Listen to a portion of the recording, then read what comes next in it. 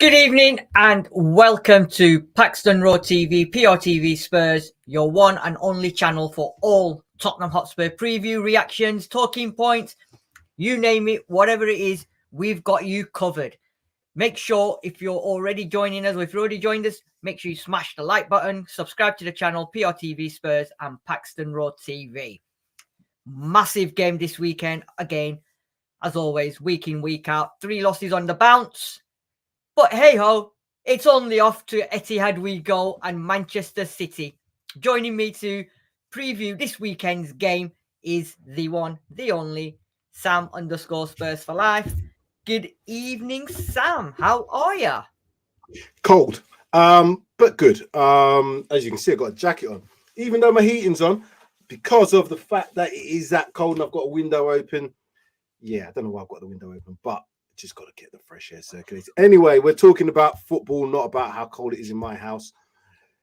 It's the Etihad. So, yeah, do your worst, Sid. Do your worst. It is what it is, isn't it? Like I said, we've lost 3 on the bounce now. We went from winning 6-7 on the bounce, unbeaten in 10, now to not 1 loss, not 2 losses, but 3 losses. Performances have been decent, though. Last weekend, we should have beaten Villa. If only we took all our chances. We probably could have had that game to bed by half-time. Unfortunately, we didn't. And as usual, we lost the game. So, going into this week, Sam, I know we've been discussing it for a couple of weeks that this week, where we got Man City, West Ham, Newcastle is going to be massive. Absolute massive. Was you expecting us to go into this game with 3 defeats in a row? If I'm honest with you, no. From the Chelsea game, we could see there were circumstances. Obviously, down to 9 men, Chelsea being Chelsea, got scoring in the last few minutes of the game to make it look like a bad scoreline, being the 4-1 as it was. Performance-wise was good, even by the 9 men. But from that game onwards, it showed me that it doesn't matter what, he's going to play a certain brand of football. And based on his interview today, I've got no problem with that. I have got absolutely no problem with that. However, my caveat would be, it's the Premier League, and 3 losses on the bounce is not good by any stretch of the imagination. I don't say he's like, oh, it doesn't matter about the results. Of course it matters about the results. But there's things that I think has a knock-on effect in terms of the players that playing and confidence, and we'll get into it a little bit. So I wasn't expecting to have, going into the Manchester City game, having lost 3. So it's a challenge, mate. It's a challenge. It is. And you know what? It's definitely not going to be a 0-0 this weekend. Guarantee you that, because both teams like to play open-ended football. Both teams got players that can win the game. And guess what? Maybe he's going to be the one that saves us. Because after all, I don't know who's going to be our Wonderwall. But hey-ho, we never know. Right, so let's get straight into it then, Sam. Because I know you want to go in a bit as well. And we'll be talking ever. But like I said, Manchester City versus Tottenham Hotspur at the Etihad Stadium promises to be an exciting game. So let's get it then. Let's do it. As the league table stands now, we've been enjoying watching the league table for the last 8-9 weeks, but last couple of weeks, it's just getting a bit, let's turn it off. Don't want to see it. But going into the game, we've got them lot, 13 games, 30 points. Manchester City, 13 games, 29 points. Liverpool, 28 points. Aston Villa now leapfrogged us into 4th on 28. And Spurs, with the 3 defeats in a row, have gone down to number 5 on 26 points. United closing up on 24. Newcastle on 23. They play each other this weekend. And then you got Brighton on 22. Sam, I know it's not good reading. It was, but it looks like slowly but surely we're sort of dropping down the table, aren't we? Okay, so there's a clear indication from what I can see in terms of that 4 column. So when we was earlier in the season, obviously we've had 3 defeats. I know that, hence the reason why the goals have gone down. But you can see now that whereas we before was like, oh yeah, really high scorers, top 1 or 2 possibly 3, we're no longer really in that sort of category. If you can look at it, Manchester United, the only ones in that top 8 who've scored less goals than us. Yep. So that's one of the concerns. The other concern is, as we've already seen, when we do lose, we seem to get a few goals knocked in against us. I know we're always going to concede chances, but you marry those two things up, and all of a sudden our goal difference from a goal against point of view is not as great as it was. And again, looking at that graphic, it's only Villa and Brighton who have scored more. Remember, Brighton got tonked a few times, and Villa about a few beatings as well. So that kind of tells me we're in a little bit of a sticky situation here. But what I will say is, if we get it right, there's still very good opportunities for us to win games. Just no 0-0s. There won't be any 0-0s in there. We haven't had a 0-0 this season, have we? No, we haven't. And the other thing as well is going about conceding goals. Even with Romero van der Ven, we were still, when we was in the top 4, we were still the worst team in terms of conceding goals. So even with them two out, with playing with them, we were conceding goals. Without them, we're conceding seems to be a bit more goals. But it's the Ange way, and unfortunately, it is. Well, it's not unfortunate, but it is the way Ange plays, and that's the way he's going to continue playing. Although one good thing in the press conference today was when they mentioned Eric Dyer, and he went, "Nope." The computer says no. You know what? Although he said no, the way the question was worded was, he said, "Would you think there'd be any reason, based on what's happened before, to bring Eric Dyer back, or something to those words to the effect?" And he answered no to it. It didn't strike me as if he was asked the question, "Are you going to play Eric Dyer again?" Because that's the question which would tell me if he was going to. But I don't think he'd have answered that question anyway. So the way he answered it was, no, he doesn't need to think. He doesn't think he has to bring in anything like someone like him just to get the height wise. But we do suffer from an aerial threat with Ben Davies and Royal at centre back. So whether or not somebody else plays at centre back tomorrow, Sunday, we'll see. We'll discuss that later on as we move on.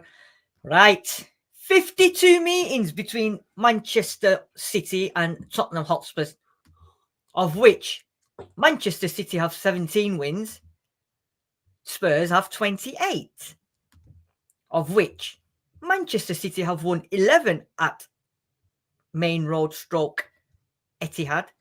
Tottenham Hotspur have won 11 at their place. And then home, 6, 17, 6. So we'll talk about home when we played them at home. 7 draws. Looking at that, Sam, I think, do you know what? I think this is more before Pep era. Right? So we've got the upper hand. We've got the upper hand, 28 wins, and we've won 11 times away. And as Pep said, he doesn't like playing us because we always give them a good old game. Now, this is a really strange, because you look at that and you think, oh, yeah, we got a number on them. 28 wins to their 17. That's quite a big difference. I know we played 52 times. That's a significant difference. We've matched them at their place in terms of the results. Again, it would be interesting to see what the Pep era looks like. But obviously with the Pep era, we know that he hasn't been successful many times at our place, even when it was White Hart Lane. So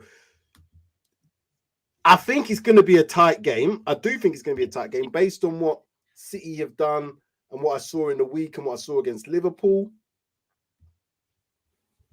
But if you've got 2 boxers and both have equal skills, but one of them's a bit bigger physically and the other one's a slightly smaller physically, all things being equal, the bigger boxer should win. Isn't that? That's my analogy. So yes, we're going to have to match them fire for fire, whatever that phrase would be. But they've got better players than us playing tomorrow on Sunday than we currently have, and that's where the difference will be, in my opinion. And it's like what you just your analogy. I'll give you one as well. It's like you said, tight. It's like just before Christmas, you put them tight jeans on because you're going out, and Christmas, and then January 2nd, you put them tight jeans back on, and the button just goes pop because you've realized this is not tight anymore. This is open. It's wide open. You know, so it could be one of them. I don't think it's going to be a tight game at all. You don't think so? Oh, no, wow. I think it's going to be very. And I'll give you my thoughts on it later, but I don't think it's going to be a tight fit, mate. All right, mate. See, Postacoglu's already getting to me, mate. Right. Previous meetings: Saturday the 13th of February 2021, Manchester City 3, Spurs 0 at the Etihad. 15th of August 2021, at the Tottenham Hotspur Stadium, Spurs won 1-0. 19th of February 2022, it was 2-3 Spurs at the Etihad. 19th of January 2023, Manchester City 4, Spurs 2. We were 2-0 up, and then they come back, and that first 10 minutes of the second half absolutely battered us. 5th of February 2023, Spurs 1, Manchester City 0 at the Hotspur Stadium. So, previous 5 meetings, Sam, won 3, lost 2. Now, I'll move that slide straight on to the previous 4 meetings at Etihad. 17th of August 2019, it was 2-2. Lamela and Mora scored. 13th of February, as mentioned, 2021, Rodri Gundogan ×2, where we lost 3-0. 19th of February 2022, we beat them 3-2. Kulusevski and Harry Kane scored twice. And last but not least, 19th of January 2023, we all remember that game, or maybe not want to remember that game. Manchester City 4, Spurs 2, when we was 2-0 up, and we just went mental. So, what are you saying to that then? Well, City have got an amazing record at the Etihad. I think it's of the last 24 games that they've played, they've won 23 and drawn 1. The game that they drew was against Liverpool recently. So their record, it speaks for itself. They don't like playing Spurs. Pep said that, and he doesn't obviously. I don't think Pep likes teams that play the same way. As much as he moans about our teams don't open up and they don't, you know what I mean, don't come up. I think when a team does, as we've seen earlier in the week in the Champions League game, teams go at them. They concede goals. Yep. The problem being is that they've got that much quality that they can come back, as they did in that game. They've got enough firepower on the bench, on the starting 11, even in the squad that don't even start, to be able to change the game. So the problem for us is we have to outscore City on Sunday. Given the players that we've got, given our frailty in front of goal, it's all going to have to come right on Sunday for us to get a victory. Can't see it being a 0-0. Can't see us keeping them out because of the record and because of the fact that our defense isn't as good. So we're going to have to hope that it's and then we'll get into the score lines in a little bit, that we just nick it somehow by outscoring them, which is always going to be a problem for me this season. Yeah, that's the problem in it, Sam. You look at their bench, you look at our bench, they can mix it up. They can bring on whoever they want, whenever they want, you know. Two options. They can have Grealish or Doku starting on one of them sides, but they can bring one of them off the bench. Now, imagine we had a Grealish and a Doku to bring one of them starts and one of them bring off the bench. That's a massive, massive difference in terms of what you can do to change games. We haven't got the ability to change games as much at this moment in time. So that's where I'm a little bit concerned. If we don't get them goals, like we didn't get them against Villa. Bloody Villa. Yeah, it's a long day. It's exactly. You know, and that's I think that's where in previous seasons we've had players, we've had the bench when we had City and we've given them a good running. Like you said, we've only got certain players, and you're not going to be able to rely on many coming off the bench to win us that game. I think it's going to be the starting 11, and then it's going to be very interesting to see who's on the bench and who's fit. Well, we know who's, you know, so. My positives for that, though, is we played well against, if you look at the actual play, and Postecoglou said it himself, the first 20, 25 minutes, half an hour of that game, there was some scintillating football. The only thing is we didn't put the ball in the back of the net. We could play that same scintillating football again against Manchester City, but we'd have to score. You have to score. So I think it'll be a good game. I think it'll be very open.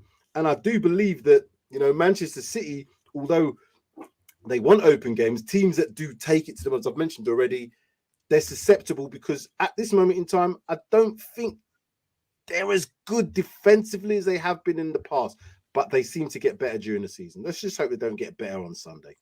I watched a bit of their game on Tuesday or Wednesday when in the Champions League, and when they went 2-0 down, the goals that they conceded, the first one, right, they've spun him in just inside City's own half. He's got, I think it was Akanji's been spun, and they've just broken away, scored.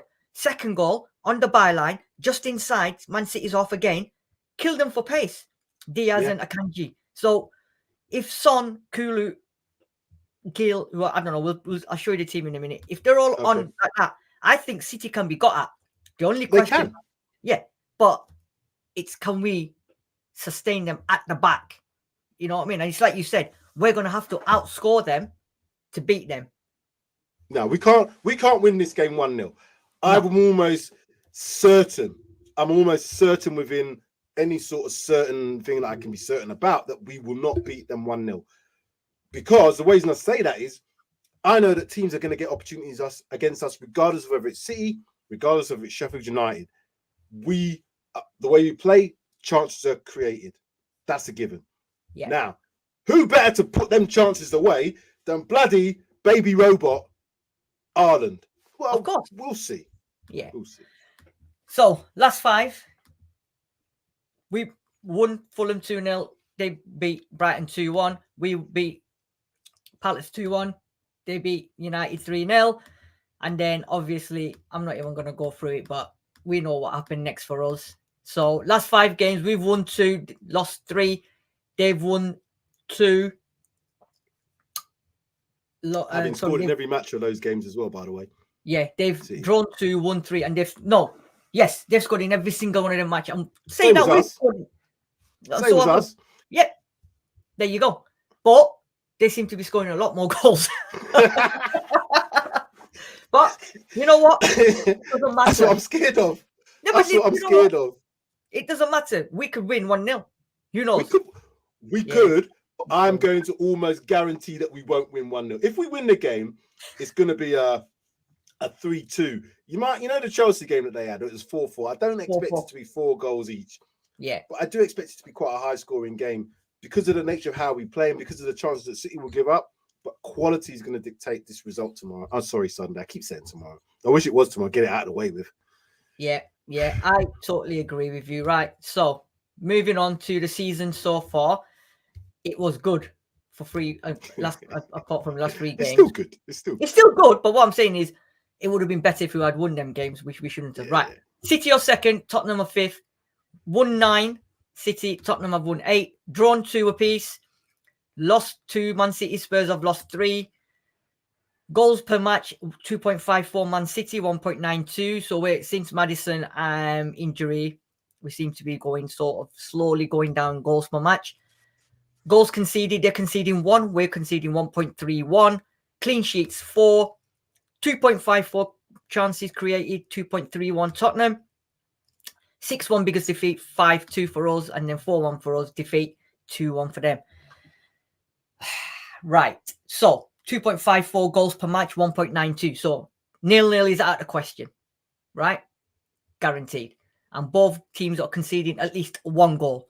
So clean sheets out of the question. So what are you looking at here, Sam, that appeals to you or you want to discuss? Well, obviously the stats are probably awaited when we was winning those games. So again, because we played more games now, the stats are going to change less and less per game unless you get a massive victory or massive loss. So I would probably go by the last 3 games in terms of what we've done. So have we created chances? We certainly created them in the Aston Villa game. The Wolves game wasn't the greatest game. Chelsea game, again, we on a different day, we could have won that match and should have won that match. Yeah. Circumstances dictated. So I think we'll create chances tomorrow. Last time I'll do this. I think we'll create chances on Sunday, but so will they, as we can see from the stats. So will they. We've seen that in every single game that Manchester City have played. They had a little bit of a wobble where they lost 2 on the trot, but they're very unlikely to come out at home and be passive. So I think it plays into our hands to a sense. Let's just hope that the players that play, and let's have a look at that team that you've got, because I'm on a limb here. I think we've got to play a different centre-back pairing, in my opinion. Right. So I am going, as always, with the one and only Mr. Vicario, number 876 in goal. Pedro Porro. Sorry, Sam, but I'm going to disappoint you, unfortunately. Destiny Udogie. I'm going with, and I think he's going to stick with Royal, and I think he's going to go with Ben Davies. I know there's cries. I think Sean in this thing saying put Dorrington in. You can't put Dorrington in against Man City. I'm sorry. I think he'll go with these two because when asked the question in the press conference, he didn't say they were crap. He said he thought they'd done all right. They did do all right. Yeah. But I can do all right. It's what is all right? If you're all right against Sheffield United, that's okay. If you're all right against Wolves, that's okay. If you're even all right against Villa, that's not too bad. To be all right against bloody a person that scored 50 goals in 48 games or whatever it is, Premier League, you can't be all right on the day. You have to hope he's not all right. That's what we have to hope. Yeah, but he's only human, and at the end of the day, he might fire blanks, mate. You know, he might fire a blank tomorrow. Who knows? Because on Sunday, blanks will still kill us. You know what I mean? His blanks will probably still knock Davis off. Jesus Who knows? Christ. You know, it might be one of them days. It might be an off day, you know. But midfield for me, Bissouma comes in. Has to. Lo Celso. And I'm going with Kulusevski. And then up top, Brian Gill, Brennan Johnson, and Hon Min Son. This is what I predict. However, talk to me about this team, and I've got an alternative for you, which I want to see the alternative, right? Then I want you to give your thoughts on the alternative. But what's the likelihood of this team? So I'm looking at that team, and if you look at the front six players, Bissouma downwards, obviously in the last game, that was Højbjerg who played in that position as opposed to Bissouma. So we've obviously upgraded in terms of a person in that position. So if you think of how those front six played in the last game, particularly in that first 30 minutes, they were superb. Gill was good. Johnson could have had opportunities to score. Son definitely should have scored. Lo Celso, I thought, had his best game I've seen in the Spurs shirts for a long while. And Kulusevski playing in that 8 position looked like he played it before and looks like he can play it in the future. So I'm happy with that. There's 1 or 2 little tweaks that we possibly could make. As I said, we could possibly drop Kulusevski back into his position on that right-hand side, drop Gill from the game and bring Højbjerg in. If you wanted to have a bit more rigidity, I would suggest. The way Postecoglou talks is that he doesn't believe that's the side of his game that wins games. Attacking-wise, seems to win games. So if I'm going by what he says, then I think it should be that front lineup. The only difference I would put in there is if Dorrington left-footed, I heard he plays left-sided, I'd drop Raw for him. If he's right-sided, I'd drop Davis for him. You have to, in my opinion, you've got to get a centre-back in there, regardless of whether he's 18. I don't care. Regardless of if it's City, again, I don't care. I watched, what's his name? Mano? Manchester United one, yeah.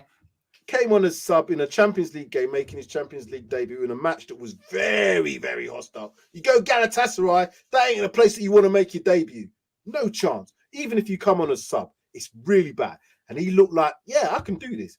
You need confidence. It's not about your age. It's about confidence.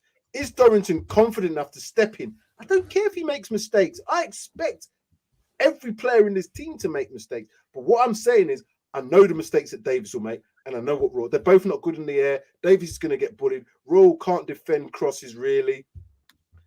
And we've got a 6'5" phenom who lives and breathes in that 6-yard box.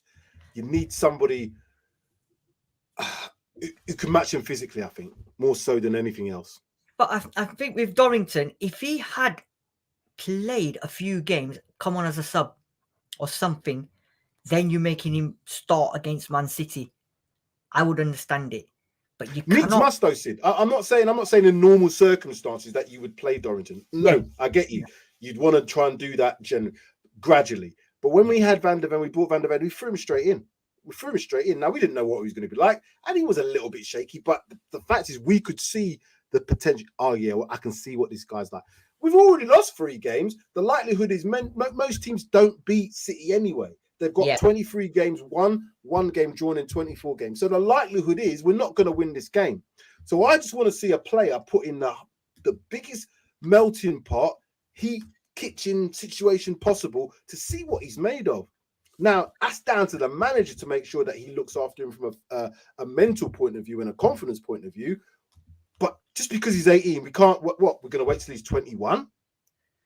But Sam, we Tottenham Hotspur Football Club do that. How many times we've done that for how many years? We've had so many youngsters on the bench, so many under 21s that are really good prospects. Yes, they're going to be ballers, blah, blah, blah. Never got the opportunity. Never, ever got the opportunity. Put them on the bench is as far as they go. Yeah. And that's it. It's like that white line is like a laser thing where if they go over it, it triggers an alarm. They're not allowed to go past it. You know what I mean? So I think for Dorrington to start tomorrow, it would be a it'd be a massive statement from Postecoglou, but I don't think Postecoglou risks playing him with Haaland, Alvarez, Grealish, Doku. You know, I can carry on naming them, but I think you're right, and I agree with what you're saying. I would like to see it, but I definitely think he's going to go with those two. Right. So my alternative, which I would love to see, purely because this gives us, I think, a bit more, is this team. Agree? Disagree? I don't know, but this is what I want. I would love Johnson on the right, Son on the left, and Valise up top for height. Now, Valise is a very interesting one. Yeah. Because again, he's young. Was he 18, 19? Yeah. He's not much more than that. 19, so if he can play, what's the difference? I know you're saying this because it's a different position, but again, if he plays and misses a sitter, or he plays and it's the same thing as Dorrington playing and, you know, creating a penalty. So just because Valise plays up front, that shouldn't make any difference. That's where he plays. Dorrington plays in defence. So my point is, that's your position. That's his position. We're going to say that Valise might be all right to play, but not Dorrington. Now, I know that Valise has had a couple of appearances, albeit as sub, but I think we're all right up front. Personally, I personally think we're all right. Yeah. The reason I went with this, right, is purely because they're going to blow out. It's going to be cold up north on Sunday. It's going to be really cold. And if that wind blows, Gill's going to get blown over, right? Hence why I put Son on the wing, because Son has always got some pace and can outpace some of their players, right? Johnson on the other side will give him problems. And then you got Valise does a lot. He can run around. He's got height as well. And that's why with Kulu doing all that. That's why I've gone with that formation. He might bring the best out of Son as well. Whereas Gill, we all know what's going to happen. I mean, I can forgive Valise if, you know, well, not, yeah. Valise is in that position where he could cause some trouble. And as a defender, you could end up losing the game, yeah? Whereas with the striker, he may, if he has an off day, all right, if he misses a chance, not a problem. You've got other strikers around you to help you, and then you can take him off. Whereas a defender, if he struggles and they concede and this, that, the other, then you got a problem. Whereas that's my thought, and that's why I thought Valise might be an option. Give them something different. It's an option, but again, I'm looking at the way that we play. We don't really throw many crosses in. So Valise, to use his attributes of being a 6 foot whatever player, you're going to have to put crosses in because we're an intricate playing in the right. And you watch that first 30 minutes against Aston Villa. We tried to score sweaty goals like FIFA. We really did. It was. You said it yourself. I know. We're trying to score the perfect goal, man. I know. And that's that intricacy. Sometimes it's getting that ball in the box. So I agree with you in that sense. The thing is, because I've seen how we play, and it's clear what Postecoglou said in his press conference, he's gonna play a certain way regardless, because he feels it's the best way to win. I think if he does change it, Valise would be someone that would come on maybe if we need to chase the game, potentially. I would say Gill, Son, Johnson, because of what they did. Because Johnson on that left-hand side would give Carl Walker problems. Johnson on the right-hand side would give whoever's going to be playing Akanji. Ake, it could be Ake, I think. So we're going to give them problems at the back. We are, regardless. Yeah. But they'll give us more problems in the midfield and forward areas. That's definitely a guarantee. I honestly think, you know why I think the game's going to be won and lost? I honestly think you keep Silva out of the game. If Basuma can control Silva, I think we've got a very good chance, because then again, you got Rodri and Silva to contain, right? And if Lo Celso and Basuma can control them too, I think we've got a chance. But like I said, it's going to be very, very interesting, which brings me on to the $1 million question. If I can. Prediction. What is your prediction for the game this Sunday at the Etihad? People in the comments section, please give us your comments. Prediction score. Mr. Dino Dinosaur is saying, stay frosty. Good evening, Sidon panel guys. I hope the pressure is off for this one. I do expect to see Ange fighting spirit 3-2. And then he seconded that by saying he wants the game to be called off because it's going to be cold up north. What you're saying? Can't we say COVID or something? Like there's a new strain of COVID. Can't we just, like what Arsenal did to us, and just call off the game like for COVID or whatever reasons? Just put it back to like April when we've got all our players back. That'd be great. NS Sports TV, Chelsea fan, nice guy. I'm going to say something crazy and predict a 2-1 win for Spurs because he thinks we always seem to take points off them. So there you go. Right, Mr. I might do the same thing. Pressure is on you. I'm going to do a crazy thing. Right. Can we do 2 predictions? No, we do 1 because I don't like this.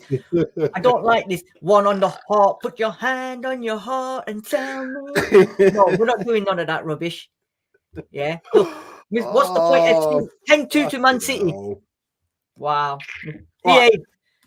I have to think about this logically. I have to really put this into logics and not go with my heart. And I'm not going to, I would normally say, even if I predict a draw, that's me as good as saying predicting a loss for Spurs.